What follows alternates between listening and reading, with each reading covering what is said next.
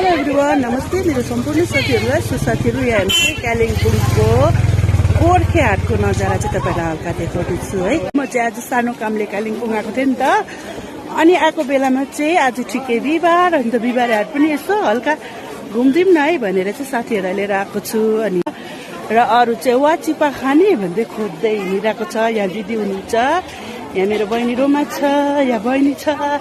रोमा वाचिपा पायो? यहाँ मेरो बहिनी छ, अन्त यहाँ दिदी हुनुहुन्छ, दिदी पनि हेलो भन्नु त।